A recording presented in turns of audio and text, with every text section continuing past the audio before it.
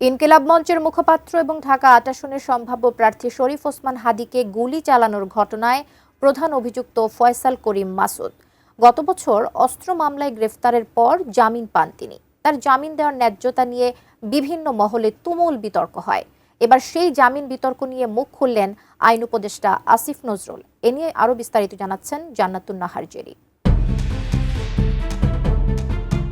12 December জুমার নামাজের পর রাজধানী পুরানা পল্টনের বক্স কালভার্ট রোডে ইনকিলাব মঞ্চের মুখপাত্র ওসমান হাদীর উপর গুলিবর্ষণের ঘটনায় প্রধান অভিযুক্ত সাবেক ছাত্রলীগ নেতা ফয়সাল করিম মাসুদ তার বিরুদ্ধে অস্ত্র আইনের মামলা ছিল।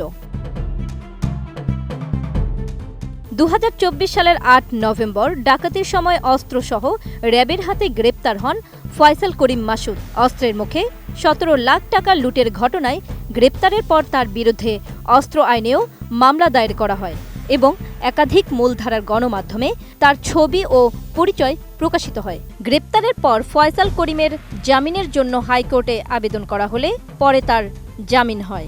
মামলার নথি ও হাইকোর্টের আদেশ বিশ্লেষণ করে দেখা গেছে গুরুতর অভিযোগ থাকা সত্ত্বেও জামিনের সময় মেয়াদ স্বাভাবিক বিচারিক প্রক্রিয়ার চেয়ে দ্রুত হয়। এ নিয়ে বিভিন্ন মহলে প্রশ্ন উঠেছে। ফয়সালের জামিন বিষয়ে আইন উপদেষ্টা আসিফ নজরুলকে জড়িয়ে ও দেশের বিচার ব্যবস্থা নিয়ে অনলাইন এবং অফলাইনেও প্রশ্ন তোলেন অনেকে। 17 ডিসেম্বর রাতে জামিন বিতর্ক শিরোনামের এক ফেসবুক পোস্টে এ নিয়ে ব্যাখ্যা দিয়েছেন আইন উপদেষ্টা আসিফ নজরুল। RICL TMX, যুগের পর যুগ স্থাপনা থাকে মজবুত। তিনি লিখেছেন, প্রথমেই বলে রাখি, হাইকোর্ট বিচারিক কাজে স্বাধীন একটি প্রতিষ্ঠান। হাইকোর্টের উপর আইন মন্ত্রণালয়ের কোনো নিয়ন্ত্রণ পৃথিবীর কোনো দেশে থাকে না, বাংলাদেশেও নেই। কাজেই সেখানে ফয়সাল করিম মাসুদের জামিন হওয়ার সাথে আইন মন্ত্রণালয়ের কোনো সম্পর্ক ছিল না।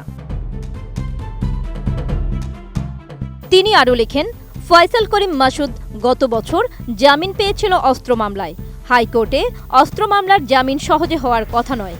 এটি তখনই হতে পারে যখন প্রভাবশালী আইনজীবীরা এসব মামলায় জামিন দেওয়ার পক্ষে অবস্থান নেন।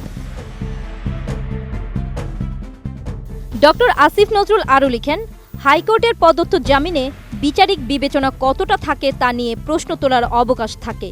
যেমন হাইকোর্টের একটি বেঞ্চে কিভাবে 4 ঘণ্টায় 800 মামলায় জামিন হয়েছিল তা নিয়ে আমি কয়েক মাস আগে প্রকাশ্যে প্রশ্ন তুলেছিলাম। এজন্য এক শ্রেণীর আইনজীবীদের পক্ষ থেকে আমার পদত্যাগ পর্যন্ত দাবি করা হয়েছিল। আইন উপদেষ্টা লিখেন, জামিন পাওয়ার সুযোগ আমাদের আইনে রয়েছে, কিন্তু গুরুতর অপরাধের সঙ্গে যে অপরাধীর সংযোগ অত্যন্ত স্পষ্ট, যে অপরাধী চিহ্নিত সন্ত্রাসী এবং যে ব্যক্তি জামিন পেলে পুনরায় অপরাধ করতে পারে বা অন্য কারো জীবন বিপন্ন করতে পারে, তাকে জামিন দেওয়া অস্বাভাবিক ও অসঙ্গত। Jannatun Nahar Jerry, desk report, ATN news.